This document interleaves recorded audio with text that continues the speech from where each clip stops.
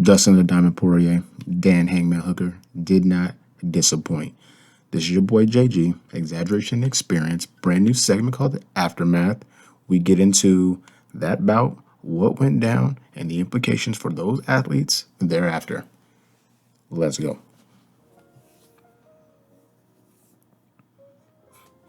Welcome back to the channel, y'all. Like I said, this is your boy JG, Exaggeration Experience, new segment, The Aftermath. We covered the biggest fights and what they mean to the landscape of mixed martial arts, especially the UFC. So just this past weekend, amazing fight. If you didn't see it, you haven't had an opportunity to check it out. I believe that if you have ESPN Plus, you can see it. Dan Hooker, Dustin Poirier, a battle of two lightweights, number 4 in the division versus number 5 in the division. And it was a barn burner. Quite honestly, probably one of the best fights I've ever seen, regardless of combat sport, boxing or MMA. And like I mentioned before, they didn't disappoint. If you don't know by now, Dustin Poirier got the unanimous decision victory. I predicted that it would go that direction, and I fear that the book might be out on Dan Hooker. But let's get into what happened. It was a stand-up war, and I think in the first round, Dustin Poirier is typically a slow starter, and Dan Hooker just looked sharp. You know, he was landing upstairs. He was going to the body great. I actually hurt Dustin Poirier at one point to the body. But Poirier, he's a different kind of dude. He's a different kind of dude where he can set up in the high guard, back against the cage, take some shots, and then return fire viciously, upstairs and downstairs, 4, 5, 6 punch combination. And I think one of the things that started to tell really early in that fight was, I think that Poirier's punches just had a little bit something more on them and affected Hooker in a way that he couldn't affect Dustin consistently, because he hurt him a couple times. But to stop another fighter's momentum the way that Poirier was able to stop Hooker's is telling. But as the fight wore on, it became a battle of attrition. I think one of my favorite parts of the fight is, I believe it was the 4th round, maybe the end of the 3rd. There's some beautiful transitions on the ground, submission attempts. Both fighters. I mean, at one point, Poirier was looking at, I don't even remember. It was an arm bar, and then it turned into omoplata, and then something. It was insane. And I appreciated seeing it. You go into the 4th and the 5th round, and for me, the tide had just shifted. So you can give and take back and forth. Who's winning? Is it 2-2? I know the commentary had about 2-2 going into the 5th. I didn't. But I'm not going to say that it wasn't a close fight, to where if Dan Hooker came out and dominated in the 5th round, then he would went on to win that bout. But Dustin Poirier just dug deep, landed more. His accuracy is really, and he's a truly accurate striker. He's a very, very accurate striker. And that was another one of the differences. Excuse me.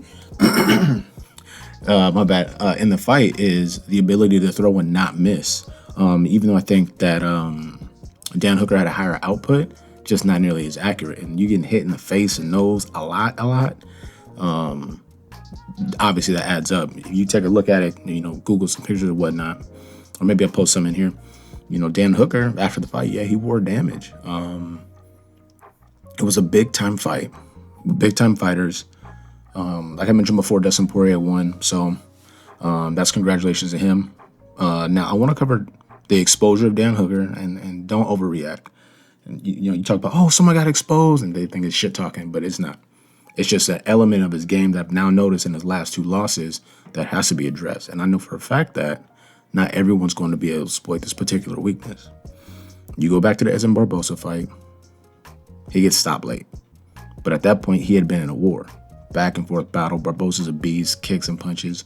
And if you look at the sequence that ends that bout, if you go back and check it out, multiple kicks to the body, some punches upstairs, and inevitably a left hook that he gets dug to the body by Barbosa to Dan Hooker and stops him.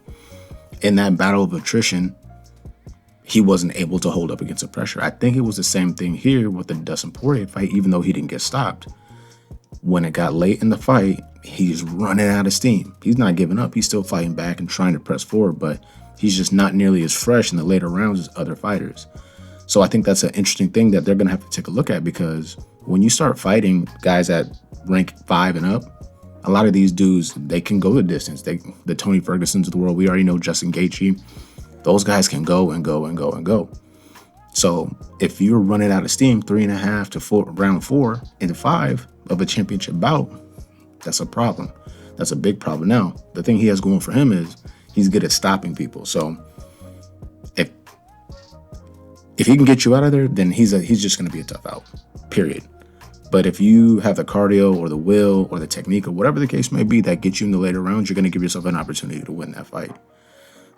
So shout out to Dan Hooker. I mean, he's still a beast. I can't see him just tumbling down the rankings, but I'm curious to see what comes next, which I'm going to get into right now. And I'm going to start with Dan Hooker. So we know what just happened, right? He had the Paul Felder fight, which I didn't even think he won, but they gave it to him. Split decision. Now he just had this bout with Dustin Poirier. Close fight, lost unanimous decision. Who's out there right now for him? You have Tony Ferguson on the mend, eye surgery. Conor McGregor's name is always going to get thrown in there because he's Conor McGregor. And then Justin Gaethje, but you know he already has a date for Khabib. So at the top of that division, I mean, if you peep Twitter, I don't know if you guys peep Twitter, you should.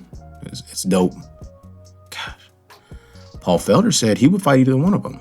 After, it would be a rematch with the Hooker, but the fight was so compelling, he's talking about, I'll unretire tonight, right now, and fight. So it's just interesting to see what Dan Hooker does next. If I'm the UFC matchmaker, I'll give him a cupcake. I'll give him a guy in like the 10-9 range, 8 range, let him beat his ass, and then be like, let's go. Welcome back to the top, because I think he's that good of a fighter. I just think the dudes at 5 and up, 6 and up, those dudes are monsters. The 155-pound division right now is looking very good. Dustin Poirier, welcome back to the winning side. He had the loss to Khabib. Last time we saw him, we just saw him Saturday evening. And he got the job done against Dan Hooker. And he looked good doing it. The thing that worries me about Dustin Poirier is you can't get hit a lot.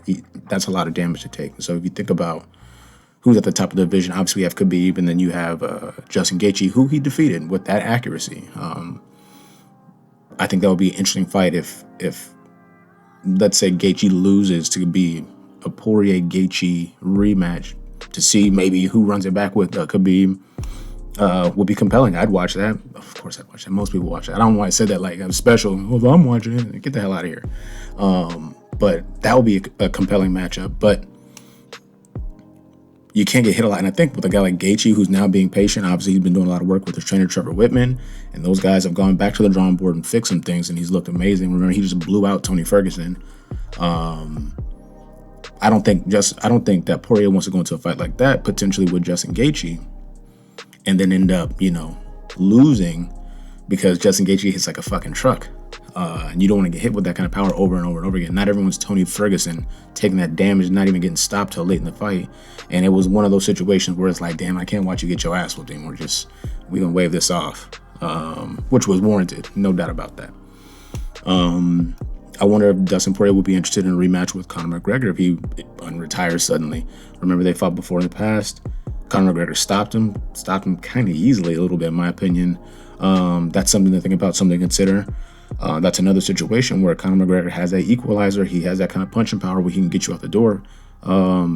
Dustin Poirier would have to figure out a way to kind of avoid that, not get blasted out of there, and figure out a way to secure that victory.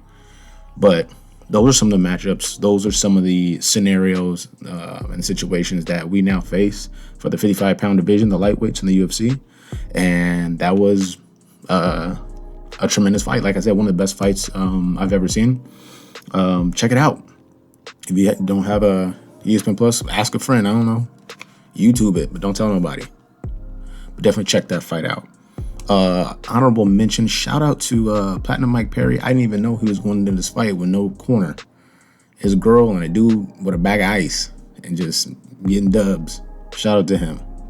Very interesting stuff. But this is the aftermath. We broke down that fight because I feel like it was a significant one. This is your boy JG, Exaggeration and Experience. We still rolling, still doing our thing. I'm going to try to bring you guys more heat, more consistently, and holla at your boy. If you haven't had the opportunity to do it yet, like, subscribe, bell icon for notification. We out.